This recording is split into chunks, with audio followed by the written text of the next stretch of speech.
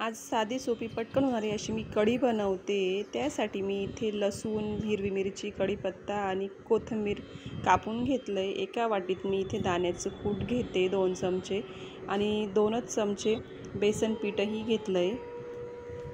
ते मिक्स करण्यासाठी मी ते ताकाच्या वरती जे पाणी आलेलं असतं मी तेच वापरणार आहे, दुसरं पाणी नाही टाकणार। पण बरेच जण हे वरचं पाणी काढून फेकून देतात। फेकण्यापेक्षा आपण जे मिक्सचर बनवतो त्याच्यातच वापरून घ्यावं। अशा पद्धतीने मी मिक्स करून घेतलंय। ते आता मी ताकात कालवून देते।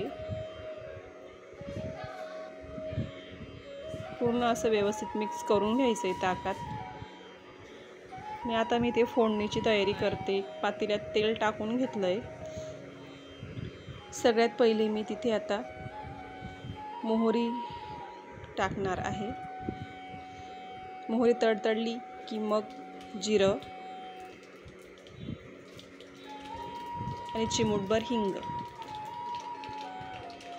1 लवंग आणि 1 काळी मिरी टाकली मी, कढीपत्ता, हिरवी मिरची, लसूण व्यवस्थित परतून घ्यायचे आणि हळद मी ताकातच मिक्स करून घेते। हळद व्यवस्थित मिक्स झाली की फोडणीमध्ये टाकून द्यायचंय ताक।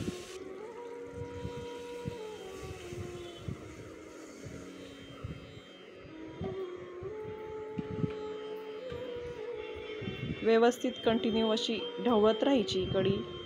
चवीनुसार मीठ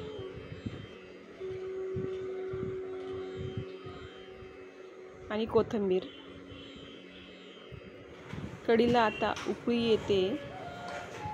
अशा पद्धतीने कढी उकळी आली की आपण गॅस बंद करून द्यायचा, जेणेकरून 15 ते 20 मिनिटं तरी अशी उकळू द्यायची।